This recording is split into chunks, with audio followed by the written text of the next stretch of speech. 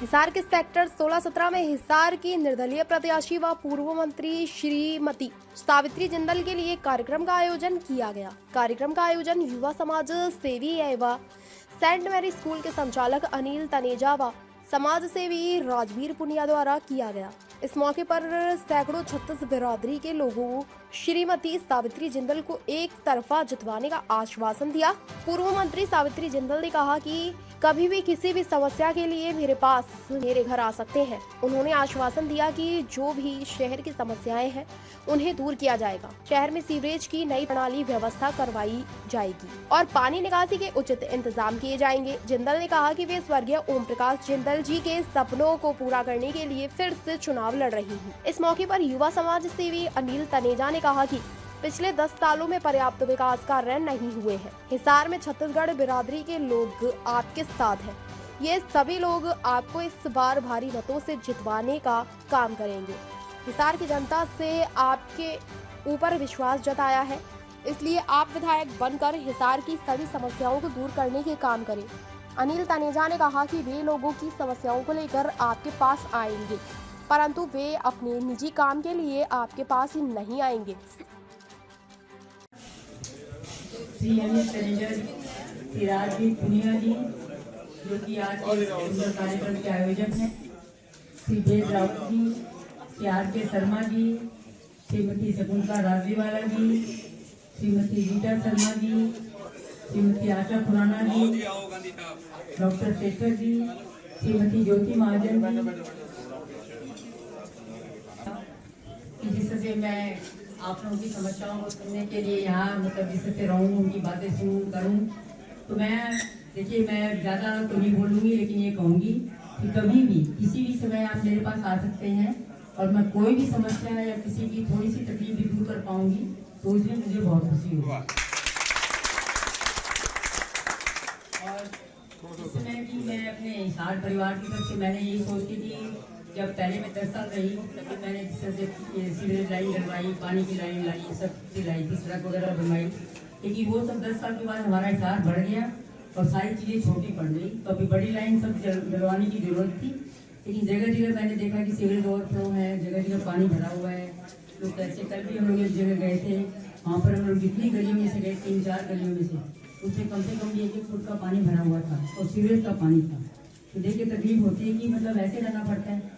तो हम लोगों के लिए, सबके लिए बड़ी शर्म की बात है, सरकार के लिए भी, कि भी हमारे सबको इस तरह से रहना पड़ता है। तो ऐसे नहीं, हमें बहुत अच्छी तरह। तो जिंदल साहब भी यही चाहते थे कि उनका हिसार जो है बहुत सुंदर और विकसित शहर हो। तो मैं उन्हीं के सपनों को पूरा करने के लिए आप लोगों के बीच में आई हूँ, क्योंकि जो उनको सपना देखा था कि सुंदर, हमारा सुंदर शहर हो और विकसित शहर हो। क्योंकि शहर के अंदर सारी चीज़ें की हमें सुविधा होनी चाहिए। ये थोड़ी कि कहीं भी मतलब सीवरेज ओवरफ्लो चल रहे हैं, पानी की निकासी का प्रबंध नहीं है। थोड़ी सी बारिश हो गई तो घुटनों घुटनों तक पानी हो गया। पानी के अंदर कितने दिन पानी निकलता है, मच्छर हो जाते हैं। अभी मच्छरों की वजह से डेंगू भी फैल रहा है। तो सारी चीज़ें मतलब मैं चाहूँगी कि सारा मुझे आप सबका सहयोग चाहिए। आप सबके सहयोग से मैं उसको ठीक करवा सकती हूँ, क्योंकि आप लोग अपना सहयोग मुझे वोटों के द्वारा दीजिए, जिससे कि मुझे ताकत मिले और मैं जोर शोर से सारी बातें अपनी विधानसभा में उठा सकूं और अपने शहर के, अपने हिसार के सारे काम करवा सकूं। और मैं जब काम करवा सकूंगी, कोई भी काम मेरे द्वारा होगा, तो मुझे बहुत खुशी होगी। जितनी खुशी आपको होगी, उससे ज़्यादा खुशी मुझे होगी छोटे छोटे काम को भी करवा सकूँ, क्योंकि हिसार मेरा अपना शहर है। मैं शुरू से हिसार के अंदर रही हुई हूँ, तो मुझे भी हिसार के अंदर अपने सब लोगों से मिलकर, सबके पास आकर बहुत अच्छा लगता है। कहीं कोई भी मिले, बोले कि मैं हिसार का हूँ, वहाँ भी मिलकर उनसे बहुत अच्छा लगता है मैं कि हमारे हिसार का यहाँ पर है। और अपने हिसार के अंदर तो मैं चाहूँगी कि सारी चीज़ें हमें बहुत सुविधा मिले, हर तरह की। तो इन्हीं शब्दों के साथ सिर्फ रिक्वेस्ट आप लोगों से कि 5 तारीख को आप लोग सब अपना वोट दीजिए। और वो जो निशान हमें मिला है, टॉर्च का निशान मिला है, तो टॉर्च के सामने वाला बटन दबाइए और ज़्यादा से ज़्यादा वोट कीजिए। आपका कोई भाई, कोई बहन, कोई बेटी, कोई बेटा बाहर गया हो, उनको भी बुला लीजिए, वो भी आके वोट करें, क्योंकि वोट हम सबको डालना चाहिए। वोट डालना हमारा अधिकार भी है। जैसे एक एक वोट से गागर भरती है, उसी तरह से एक एक वोट से सरकार बनती है। तो आप लोग सब कोई वोट डालिए और जिससे कि हम लोग जीत सकें। आप लोग मेरा तो सिर्फ एक वोट है, बाकी सारा मेरे हिसार परिवार के वोट हैं। और अपने हिसार परिवार को यही कहूँगी कि आप लोग ज़्यादा से ज़्यादा वोट कीजिए जिससे कि हम सब जीत सकें। और ये मेरी जीत नहीं होगी, ये आप लोग की जीत होगी, क्योंकि आपके उन्हीं बच्चों के साथ आप सभी का आज आपने इतना सब मेरे सभी भाई यहाँ पर आए हुए हैं, छत्तीस बिरादरी के। हाँ, तो मुझे बहुत अच्छा लग रहा है। अभी भाई साहब आपकी सभी बोलेंगे। ना ही मैं किसी और की बुराई करने के लिए कुछ शब्द कहूंगा। पिछले 10 सालों में हमारे हिसार के साथ क्या हुआ ये आप सब अच्छी तरह से वाकिफ हो, क्योंकि सावित्री जिंदल जी का व्याख्यान करूं मैं, ये वो शख्सियत नहीं है जिनको शब्दों में बांधा जा सकता है। ये वो शख्सियत है जो दुनिया भर में विख्यात है। तो मेरे ख्याल से ये किसी परिचय की मोहताज नहीं है जिसके लिए मुझे आपको बताना पड़े।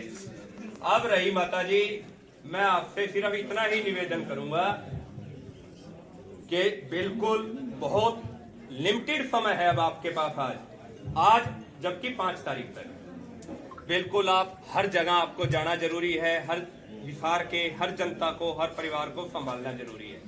यहाँ अगर आज आप देखेंगे तो कोई एक समाज नहीं, कोई वैश्य समाज नहीं, कोई पंजाबी समाज नहीं, सैनी समाज नहीं, 36 बिरादरी के लोग अगर आप देखोगे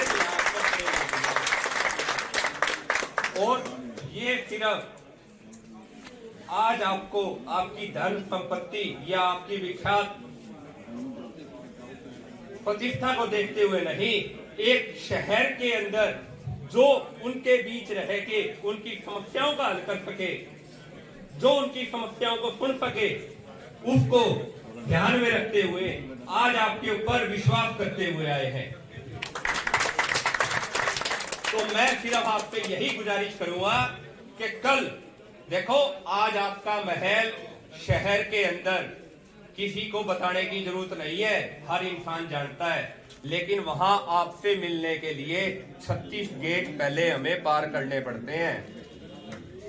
जो आज अभी जब हमें आज जरूरत वोट डालना है, सबने मिलकर डालना है। आज हम सब आपकी मदद के लिए आप अपने आप वहां पहुंचते हैं। फिर भी चलो वो एक डेकोरम है, प्रोटोकॉल है, हम मेंटेन करते हैं। पर मेरा सिर्फ इतना अनुरोध है कि जब जब पूरे शहर से, जिस भी इलाके से, मैं मेरे इलाके की बात नहीं करता, और मैं आज आप सबके सामने कह रहा हूं कि मैंने जरूर इस प्रोग्राम का आयोजन किया है, लेकिन मैं आप लोगों के सामने कसम खा के कहता हूं कि आपका सामूहिक काम के लिए तो मैं हमेशा तैयार रहूंगा। मैं मेरे निजी काम के लिए कभी सावित्री जिंदल जी के पास नहीं। ये सच्चाई है, क्योंकि शहर के अंदर नेता हर बार आते हैं, बहुत बहुत वादे करके जाते हैं, लेकिन उनकी पीड़ा को कोई नहीं समझता। हम ये चाहते हैं कि हमें वोट मांगने की जरूरत ना पड़े। हमें अगली बार लोग आके कहें कि माता जी आप खड़े क्यों नहीं हो रहे। जैसे अब की बार अब की बार 10 सालों के अंदर इस शहर के अंदर हमारे जो विधायक महोदय थे, उनसे मेरा निजी वास्ता काफी अच्छा था। उनसे 50 बार मिल लो, नाम ही भूल जाते थे, नाम ही भूल जाते थे। ठीक है ना जी। तो मैं नहीं चाहता कि वही समस्या हमें आपके साथ भी महसूस हो। देखो, मेरा निजी स्वार्थ कुछ नहीं है, मैं आपको बार बार बता दूं। निजी जितने भी यहाँ भाई साथी बैठे हैं मुझे अच्छी तरह से जानते हैं, सबको अच्छे से पता है मेरा निजी स्वार्थ कोई नहीं है। लेकिन मेरे किसी साथी को समस्या आएगी, और मान लो, देखो, ना चाहते हुए भी विपदाएं जब हम जीवन यापन करते हैं तो आती हैं। आसमानी बिजली पता नहीं कब कहां से पड़ जाए। मैं मेरे घर के अंदर, मेरी कोठी के अंदर बैठा था, 8 कैमरों के अंदर, और मेरे ऊपर आसमानी बिजली पड़ी कि मैंने एक शख्स के ऊपर गोली चला दी। समझो इस बात को। मैं मेरे घर, अब आपके प्रोग्राम में आपके साथ हूं, और अभी फोन आता है कि जी अनिल तनेजा ने तो फलाने के ऊपर गोली चला दी। तो ये आसमानी बिजली होती है। और उस समय सावित्री जिंदल जी ये सोचे, वेद रावल जी से, आशा खुराना जी से, या जो हमारे और निजी सदस्य ललित शर्मा जी हैं, शकुंतला जी हैं, इनसे ये पूछे ये अनिल तनेजा कैसा आदमी है, तो मैं माफी चाहूंगा जी। इतना विश्वास आपको खुद पे होना चाहिए कि जो शख्स मेरे साथ जुड़ा हुआ है क्या वो वाकई में ऐसा कर सकता है। तो मैं जिंदगी में अगर किसी के लिए आऊंगा, अगर मेरा 100% उसके ऊपर मन ठुकता होगा ना, तो उस दिन मैं आपके पास लेके आऊंगा और उस दिन आप अगला सवाल जिसको मैं फोन करवाना चाहूंगा उसको करने के बाद पूछना, मैं आपको पूरी तसल्ली करूंगा।